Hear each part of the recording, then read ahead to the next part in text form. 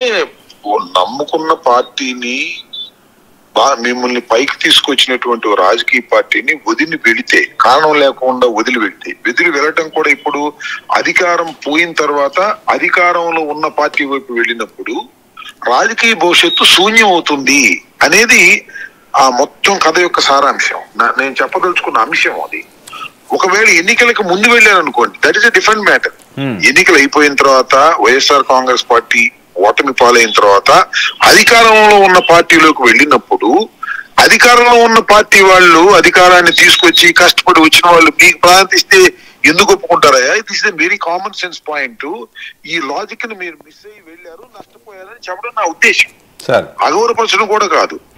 ఇలా చేయటం అనేది రాజకీయంగా భవిష్యత్తు అంధకారం అవుతుంది అనేది నా టోటల్ సారాంశం. నేను చెప్పాలనుకున్న అంశం అదే చెప్పాను నేను. ఎవరైతే వైఎస్ఆర్ కాంగ్రెస్ పార్టీని వీడి అధికారం కోల్పోయిన తర్వాత అధికారంలో ఉన్న రాజకీయ పార్టీలోకి వెళ్ళి అక్కడేదో రాజకీయంగా సాధిద్దాం అనుకుంటే మీరు సాధించలేరు. ఇది సత్యము, చరిత్ర చెప్పినటువంటి సత్యం అని చెప్పే ప్రయత్నం ఉన్నది. అంత వీళ్ళు ఏమన్నా వస్తే తీసుకుంటే పరిస్థితి ఉంటుందండి మీ ప్రకారం? అది ఎన్ని ఊహాజనితమైన ప్రశ్నలు. దానికి సమాధానం చెప్పగలిగిన వాడిని కూడా నేను కాదు. పోనీ ఏమైనా మీకు సిగ్నల్స్ వస్తున్నాయా? I don't know. నా ఉద్దేశం అది కాదు. నేను సిగ్నల్స్ వస్తున్నాయని కాదు. వెళ్ళిన వాళ్ళు అక్కడ సక్రమంగా వారికి గుర్తింపు లేదని చెప్పడమే నా ఉద్దేశం తప్ప వాళ్ళు చింతిస్తున్నారు, వాళ్ళు బాధపడుతున్నారని నా ఊహాగానానికి సంబంధించిన అంశమే తప్ప నాకు ఆధారాలతో చెప్పినటువంటి అంశాలు కావు. సార్ మీకు ఎవరైనా టచ్ లో ఉన్నారా ఇప్పుడు మీరు ప్రస్తావించిన వాళ్ళని? ఎవరు టచ్ కనపడితే పలకరించుకుంటాం తప్ప టచ్ లో ఏమీ లేరు. టచ్ లో ఉంటాం, రాజకీయాలు మాట్లాడటం, మేము అసంతృప్తిగా ఉన్నామంటాం, వస్తామంటాం, ఇవన్నీ ఏమీ లేవు. కానీ అక్కడ వాళ్ళ పొజిషన్స్ చూసినప్పుడు మనకు అర్థమవుతుంది కదా. అక్కడ లోకల్ గా ఇప్పుడు నేను వెళ్ళి సడన్ గా తెలుగుదేశంలో చేరతాను సార్. అవును, నిన్న దాకా తెలుగుదేశాన్ని దూషించో లేకపోతే విమర్శించో ఉన్న నేను అక్కడికి వెళ్తే నా మీద కొంతమంది తెలుగుదేశంలో ఎందుకు చేర్చుకున్నారు రామబాబు అని అడుగుతారు కదా. అవును, అడుగుతారు. సరిగా నాకు ఏదైనా ప్రాధాన్యత ఇస్తే వాళ్ళు ఒప్పుకోరు. It is the common sense point. Okay, ఎన్నికలకు ముందు అంటారు, దట్ ఎన్నికలకు ముందు అవసరం ఎవరికైనా. ఎన్నికలు జరుగుతున్నప్పుడు ముందు ఏ పార్టీ నుంచి ఎవరు వస్తున్నా సరే తీసుకున్నాం, వాళ్ళతో మనకు 4 ఓట్లు వస్తాయని అనుకోవచ్చు.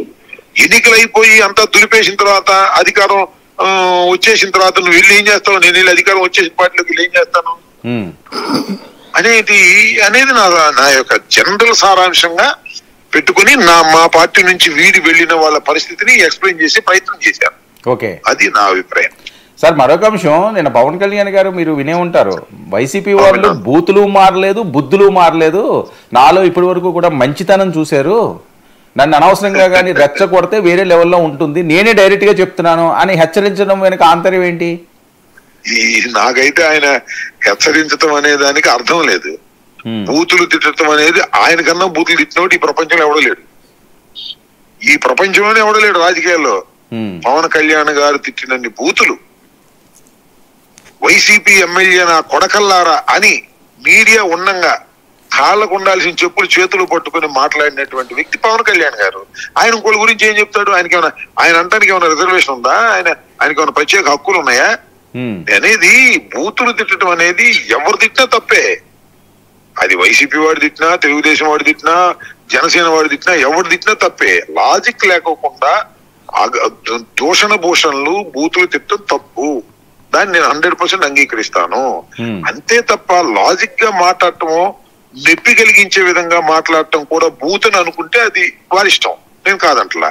అయితే హెచ్చరికలు చేస్తే భయపడటానికో లేకపోతే ఇంకోటికో ఇక్కడ మేము సిద్ధంగా లేవనేది నేను చాలా స్పష్టంగా మీ ద్వారా చెప్పదలుచుకున్నాను. మేము మితిమీరి మాట్లాడాం, సందర్భం వచ్చినప్పుడే మాట్లాడతాం, ఎంతవరకు డోస్ మాట్లాడాలో అంతవరకే మాట్లాడతాం. వాళ్ళు ఏదన్నా అంటే నేను మాట్లాడతాను, నేను కానీ మరొకరైనా సరే. మీరు చూశారు కదా, నేను సోంబాబు అని ఒక క్యారెక్టర్ పెట్టి నన్ను బ్రో సినిమాలో వ్యంగ్యంగా మాట్లాడే ప్రయత్నం చేశారు, దానికి సమాధానం చెప్తాం, అంతే సింపుల్. మనకి ఇచ్చితే వాళ్ళకి ఇచ్చుతాం, మనకి ఇచ్చకపోతే వాళ్ళకి ఇచ్చాం, అంతే. That's all. మనం విమర్శ చేస్తే వాళ్ళకి విమర్శ చేస్తాం. జనరల్ విమర్శలు ఇప్పుడు ఉంటాయి రాజకీయంగా. పవన్ కళ్యాణ్ గారు నేను 24 గంటలు నువ్వు సూర్యుడు వీరుడు అని నేను మెచ్చుకోలేను కదా. ఎట్లా మెచ్చుకుంటాను? నేను ఒక రాజకీయ పార్టీలో ఉన్నటువంటి వ్యక్తిని, ప్రత్యర్థి పార్టీకి సంబంధించినటువంటి వ్యక్తిని, వారిని చేసిన తప్పుల్ని ఖచ్చితంగా ఎండగడతాం, విమర్శిస్తాం. అంతే తప్ప హద్దులు మీరు విమర్శించాల్సిన అవసరం లేదు. బూతులు మీరు, అది నా వరకు చెప్తున్నా, ఎవరు నాలాగే కాదు, ఎవరైనా బూతులు మాట్లాడితే దట్ ఈస్ 100% రాంగ్, దానిలో ఏ విధమైన సందేహం లేదు. సార్ ఏంటి కోనసీమ ప్రాంతంలో చాలా రోజుల తర్వాత ఇప్పుడు వరకు కూడా ఈ రకంగా ఆయన మాట్లాడలేదు, సడన్ గా ఈ వాయిస్ పెంచడానికి ఏమైనా వేరే కారణాలు ఉంటాయన్నారా? నేను ఒక విషయం చెప్పిన వర్మ గారు, అసలు పవన్ కళ్యాణ్ గారు కామ్గా ఉండటానికి కొంతకాలం గర్జించడానికి, కొంతకాలం యావరేజ్ గా మాట్లాడటానికి కారణాలు ఏమిటో ఎవరికి అర్థం కాదు. ఆయనకు అర్థం అవుతుందో లేదో నాకు తెలియదు, ఎప్పుడు ఏ రకంగా బిహేవ్ చేస్తాడో తెలియదు. కాముగా ఉండవలసినప్పుడేమో గర్జిస్తాడు, గర్జించవలసి వచ్చినప్పుడేమో కాముగా ఉంటాడు అనేది నా వ్యక్తిగతమైనటువంటి అభిప్రాయం. ఆయన ఎప్పుడు ఆయన గ్రాఫ్ ఏ విధంగా జరుగుతుందో ఊహకు అందనటువంటి పరిస్థితులు కనిపిస్తున్నాయి. కాముగా ఉన్నన్నాళ్ళు చాలా కాముగా ఉంటాడు, కొన్ని రోజులు అసలు క్యాబినెట్ మీటింగ్లు కూడా ఎగ్గొట్టేసేస్తాడు, చాలా ఇంపార్టెంట్ ఫంక్షన్స్ ఎగ్గొట్టేసేస్తాడు, చిన్న చిన్న విషయాలకు మనం వెళ్తుంటాడు. So we cannot predict his nature and behaviour and political strategy. We cannot predict, nobody can predict it. That is his nature, అది నా అభిప్రాయం. దీనిలో తప్పేమైనా ఉంటే ప్రజల్ని అడుగుతా ఉన్నా, ఎప్పుడు ఏ విధంగా మాట్లాడతారో ఆయనకి తెలియటం లేదు అనేది నా అభిప్రాయం. లేకపోతే ఒక రాజకీయ పార్టీ పెట్టినటువంటి వ్యక్తి ఆ రాజకీయ పార్టీని పైకి తీసుకురావడం కోసం నిరంతరం పనిచేసి తన క్యాడర్ ని పెంచుకోవడానికి ప్రయత్నం చేస్తారు తప్ప, తెలుగుదేశం పార్టీని పెరగడం కోసం తన క్యాడర్ ను కూడా చంపుకునే కార్యక్రమాలు చేసే వ్యక్తిని నేను ఎక్కడ చూడలేదు రాజకీయాల్లో. నువ్వు తెలుగుదేశానికి సపోర్ట్ చేసావు, తప్పులేదు, నీ పాలసీ అయితే నువ్వు సపోర్ట్ చేసావు, నువ్వు అధికారంలోకి తీసుకురావడానికి ప్రయత్నం చేశావు, జగన్మోహన్ రెడ్డి అదక పదాలను తొక్కుతానన్నా ఓకే, నీ policy that is the different matter. నువ్వు అదక పదాలను పోతున్నా కూడా పట్టించుకోలేని పరిస్థితిలో నువ్వు ఉన్నావు అనేది నేను చెబుతున్న మాట కాదు, జన సైనికులు చెప్తున్నటువంటి మాట. నేను మీరు చూశారు కదా, 2014లో మమ్మల్ని మీరు కూటమికి సపోర్ట్ చేయమన్నారు, చేశారంటే ఇక అక్కడ నుంచి ఆపేసి మైకి కట్ చేసి పారేశారు. So what is this? So ఎదుటి వాడికి చెప్పేటందుకు నీతులు ఉంటాయి, మనం మాత్రం ఆచరించడానికి నీతులు ఉండవు అనే పద్ధతుల్లో పవన్ కళ్యాణ్ గారు జనసేన నాయకులు వ్యవహరిస్తున్నారనేది చాలా స్పష్టంగా నేను చెప్పదలుచుకున్నాను. తాజా ఉదాహరణలే ఇవన్నీ కూడా. కోనసీమ వెళ్ళటం, అక్కడ ఆ రాజుల్లో ఆ కాలువను పరిశీలించటం, ఆ కాలువను పరిశీలించి ఆ ఉప్పు నీటితో కొబ్బరి మొక్కలు చనిపోతున్నటువంటి దృశ్యాలను వైఎస్ఆర్సీపీ మీద నెట్టేటటువంటి ప్రయత్నం చేయటం, 2019 నుంచి ఈ ఉప్పు నీరు వస్తుందని చెప్పమని వాళ్ళని లీడింగ్ అడగటం, కాదు 40 సంవత్సరాల నుంచి ఈ ప్రశ్న ఉంది అని వాళ్ళు చెప్పటం చూస్తుంటే why is doing like that నాకు అర్థం కాలేదు. స్ట్రైట్ గా మాట్లాడొచ్చు. సో ఇవన్నీ కూడా ఆయన మరి ఎందుకో ఏదో ఒక విధంగా జగన్మోహన్ రెడ్డి మీద బురదల్లాలి, ఏదో ఒక విధంగా చంద్రబాబును భుజానెత్తుకోవాలి అనేటువంటి ఏకైక సూత్రంతో ఆయన వెళుతున్నాడు. అది నచ్చట్లేదు. ఈవెన్ పవన్ కళ్యాణ్ గారిని అనుసరించే వాళ్ళు, పవన్ కళ్యాణ్ గారిని మెచ్చుకునే వాళ్ళకు కూడా నచ్చట్లేదు అనేది నాకున్నటువంటి సమాచారం. I may be wrong or right, time will decide. Sir మీ హయాంలో చూడనటువంటివి ఈ హయాంలో వీళ్ళు చేస్తున్నారు. ఎందుకంటే గతంలో ఎమ్మెల్యేలు ఏం చేశారో, మినిస్టర్లు ఎవరు చేశారో ఏ ఫోకస్ ఉండేది కాదు. ఇప్పుడు డైరెక్ట్గా లోకేష్ గారు హెచ్చరికలు జారీ చేస్తున్నారు, నోటీసులు పంపిస్తున్నారు 2 మంత్రులకి, 23 మంది ఎమ్మెల్యేలకి. తీరు మార్చుకోకపోతే, ప్రజల్లో ఉండకపోతే ఎంత దూరమైనా మేము వెళ్తామని. సో దీన్ని ఏ రకంగా చూడాలి సార్? వాళ్ళ దిగజాడుతనాన్ని చూడాలి. 23 మంత్రులకి నోటీస్ ఇచ్చారని నేను చూడలేదు, నాకు తెలియదు. 23 మంది ఎమ్మెల్యేలకి, 2 మంత్రులకినండి. అంటే వాళ్ళ పద్ధతి మార్చుకోలేదని నోటీసులు ఇవ్వడం ఎందుకండి, నాకు అర్థం కాలేదు. నోటీసులు ఇవ్వడం ఏంటి అంటే నీకు పట్టు లేదనా? సరిదిద్దుకోమని. అవును, నోటీస్ ఇవ్వడం ఎందుకు, పిలిచి మాట్లాడవచ్చు కదా. అంటే ప్రజలందరికీ కూడా తెలియాలి కదా సార్, ఈ రకంగా మేము పారదర్శకంగా ఉన్నామని చెప్పే ప్రయత్నం అవ్వచ్చు కదా. అది వాళ్ళ దాన్ని ఏమైనా దిగజాడుతాను ప్రజలకు అర్థమైందేంటి? ఇంటర్ పార్టీ వ్యవహారాలు సార్. నేను తప్పు చేస్తాను అనుకోండి, కాసేపు జగన్మోహన్ రెడ్డి గారు నాకు నోటీస్ ఇస్తారా? పిలిచి మందలు ఇస్తారు తప్పు చేస్తే. That is the internal FIRs. నువ్వు 23 మందికి నోటీసులు ఎవరు ఇచ్చారు? చంద్రబాబు నాయుడు గారు ఇచ్చారా, లోకేష్ గారు ఇచ్చారా? లోకేష్ గారు సీరియస్ గా 23 మందికి నోటీసులు పంపించమని చెప్పి పల్లా శ్రీనివాసరావు గారికి చెప్పారట. లోకేష్ అదేంటండి, లోకేష్ గారు కూడా అంబటి రాంబాబు గారికి తెలీదా? కాదండి, లోకేష్ ఎవరు అంటున్నా నేను చెప్పేది. ఇప్పుడు ఇచ్చే చంద్రబాబు ఇవ్వాలి, లేకపోతే ఆయన ఇవ్వాలి ప్రెసిడెంట్. ఈయనెవరు? చంద్రబాబు కొడుకైనంత మాత్రాన అందరు మంత్రులకు కాదనమాట కదా అర్థం. సార్ టీడీపీ తెలుగుదేశం పార్టీ ఆయన జాతీయ కార్యదర్శి కదా. ప్రధాన కార్యదర్శి కాదండి. పార్టీ గురించి నేనేది ఏంటంటే ఆయనే డిఫాక్ట్ ఒక ముఖ్యమంత్రిగా వ్యవహరిస్తున్నాడు, పార్టీ అధ్యక్షుడిగా ఆయనే వ్యవహరిస్తున్నాడు. పార్టీ జాతీయ అధ్యక్షుడు పార్టీ అధ్యక్షుడు నోటీస్ ఇవ్వమని చెప్పడం ఏంటి? చెప్పడం ఏంటి అంటున్నా నేను. ఆయన ఇవ్వాలి కదా. పల్లా శ్రీనివాస్ ద్వారా ఇప్పించారండి, పార్టీ అధ్యక్షుడు కదా. అవును, పల్లా శ్రీనివాస్ ద్వారా ఇప్పించాల్సిన అవసరం సార్. పల్లా శ్రీనివాసే ఇవ్వాలి కదా అంటున్నా. ఒకడు లోకేష్ చెప్తే ఇచ్చేది ఏంటి అంటున్నా. అంటే ఇండిపెండెన్సీ లేదని అర్థం. ఇది కూడా మీకు కాంట్రవర్సీ కనిపించిందా? కాంట్రవర్సీ కాదు, తప్పు అంటున్నా నేను. అది ఏంటంటే మీరు కూర్చోండి, ముఖ్యమంత్రి గారు అంటే ఈ పార్టీ అధ్యక్షుడు కన్నా ఎక్కువ కదా వాళ్ళు ఉన్న తెలుగుదేశం పార్టీలో. వాళ్ళ దృష్టిలో ముఖ్యమంత్రి గారు అధ్యక్షులు కూర్చుని మాట్లాడుకుని పలానా చేస్తున్నారు, వాళ్ళని పిలిచి మాట్లాడాలని అనుకోవాలి తప్ప నోటీసులు ఇవ్వటం, అది పేపర్లో రావటం, నీకు తెలియటం నాకు తెలియటం, ఇవన్నీ చర్చ చేయడం అవసరం ఒక పార్టీలో? అంటే పార్టీ నాపడం కూడా వాళ్ళకి కుదరట్లేదని అన్న చెప్పాలి. లేదంటే వాళ్ళందరూ ఎదవలు, నేను ఒక్కనే మంచివాడిని పవన్ కళ్యాణ్ మన లోకేష్ గారు చెప్పుకునే ప్రయత్నం చేయాలి. అందరూ దేశాన్ని దోచుకుంటున్నారు, నేను మాత్రం ఇదని.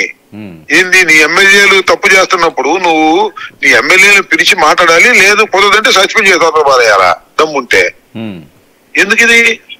ఎన్ని ఊరిని షో ఆఫ్. సార్ ఏంటి కడపలో జగన్మోహన్ రెడ్డి గారు పర్యటన, అది ఒక అంశం అయితే బంగాళాఖాతంలో కూటమిని కలిపేస్తున్నారు, ఇంక మనమే గెలుస్తున్నాం చాలా కాన్ఫిడెంట్ గా చెప్పడం, 16 నెలల్లోనే మేము గెలుస్తున్నాం అన్న ఆ సిగ్నల్స్ వచ్చేసినాయనా? అంతే కదా. వాళ్ళు ఉన్న పరిస్థితుల్లో మీరు చూడండి, 16 మాసాల్లోనే ఈ పార్టీ ఈ కూటమి పాలన భ్రష్టు పట్టిపోయింది అనేది ప్రజలు అనుకున్నటువంటి అంశం. ఆ ప్రజలు ఎవరు? అదొక ఏ పదార్థం ప్రజలు అంటే మాకున్న అభిప్రాయం, అది మాకున్న సంకేతాలు, అది మాకున్న కాన్ఫిడెన్స్ అది. అందుకనే కదా మరి చంద్రబాబు నాయుడు గారును పవన్ కళ్యాణ్ గారు 15 ఏళ్ళు మేము కలిసి ఉంటాం, 15 ఏళ్ళు మేము కలిసి ఉంటాం, మళ్ళా వచ్చేది మీరు కాదు మేమే, మళ్ళా వచ్చేది మీరు కాదు మేము అంటున్నారంటే అర్థం ఏంటి? వాళ్ళకు డౌట్ వచ్చింది కదా. సో కాన్ఫిడెన్స్ మీరు ఒక్కటి మాత్రం వర్మ గారు నేను చాలా స్పష్టంగా చెప్పదలుచుకున్నాను. మాకు 11 సీట్లు మాత్రమే వచ్చాయి. ఘోరమైనటువంటి పరాజయాన్ని పొందాము, ఊహకన్నటువంటి పరాజయాన్ని పొందాము. దాని నుంచి తేరుకున్నాము, దాని గురించి ముందుకు వెళ్తున్నాము, ఫైట్ చేస్తున్నాము. ప్రజల్లో మార్పు వస్తుంది, ప్రజలు జగన్మోహన్ రెడ్డి గారిని సపోర్ట్ చేయడానికి సిద్ధపడుతున్నారు. నేను ఒకటి ఈ సందర్భంగా మీ ద్వారా రాష్ట్ర ప్రజానీకానికి చెప్పదలుచుకుంది ఏంటంటే, చంద్రబాబు నాయుడు గారికి 2019లో 23 స్థానాలు వచ్చినప్పుడు ఎంత పర్సెంటేజ్ ఆఫ్ ఓటింగ్ ఉందో, మొన్న మేము 11 సీట్లు వచ్చినప్పుడు కూడా సుమారుగా సేమ్ పర్సెంటేజ్ ఉంది. ఒక 0.02 మేము ఎక్కువ ఉన్నాం నిజం చెప్పాలంటే. సో నెంబరింగ్ డిఫరెన్స్ ఉంది. ఏది ఆయనకి 23 సీట్లు వచ్చినా అదే పర్సెంటేజ్, మాకు 11 సీట్లు వచ్చినా అదే పర్సెంటేజ్. సో చంద్రబాబు నాయుడు గారు ఓడిపోయినప్పుడు ఏ పర్సెంటేజ్ లో ఉన్నాడో మేము ఓడిపోయినప్పుడు అదే పర్సెంటేజ్ లో ఉన్నాము 11 సీట్లు ఉన్నప్పటికీ కూడా. అలాంటి చంద్రబాబు నాయుడు గారే రివైజ్ అయ్యి మళ్ళా ఇన్ని సీట్లు తెచ్చుకున్నప్పుడు అదే పర్సెంటేజ్ తో ఓడిపోయినటువంటి వైఎస్ఆర్సీపీ తిరిగి అధికారంలోకి రాదని అనుకోవడం పొరపాటు అనేది నా అభిప్రాయం. సరే, ఆ 3 పార్టీలతో మీరు 29లో కూడా ఈ రకంగానే వెళితే ఆ విజయం మీరు అనుకున్న విజయం వస్తుందా? అసలు 3 కలిసి ఉంటే ఎక్కువ విజయం వస్తుంది నా వ్యక్తిగతమైన అభిప్రాయం. కానివ్వండి, యాంటీ ఎస్టాబ్లిష్మెంట్ చేయదు. ఓకే, 3 గాయలు మీద కొన్ని చంద్రబాబు గిట్టినోళ్ళు పవన్ కళ్యాణ్ కన్నా వేస్తారు. ఇప్పుడు చంద్రబాబు గిట్టినోళ్ళు పవన్ కళ్యాణ్ కూడా వేయరు రేపు.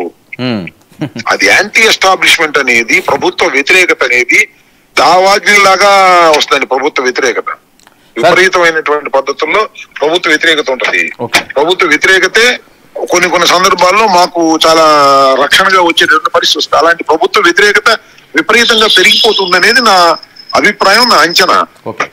అది కనిపిస్తా ఉంది మాకు. సార్, ఏంటి జగన్మోహన్ రెడ్డి గారు టూర్ స్కెడ్యూల్ ఏమైనా సిద్ధం చేస్తున్నారా? పాదయాత్ర, బస్సు యాత్ర? ఇంకా అక్కడ క్లారిటీ లేదండి. క్లారిటీ లేకుండా మాట్లాడటం మంచిది కాదు.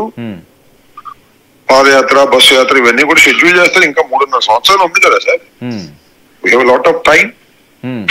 ఈ లోపల చాలా పోరాటాలు జరుగుతూనే ఉన్నాయి. సార్, ఏంటి సుబ్బారెడ్డి గారు ఏంటి లై డిటెక్టర్ కూడా నేను సిద్ధమో అని చెప్తున్నారు ఆయన?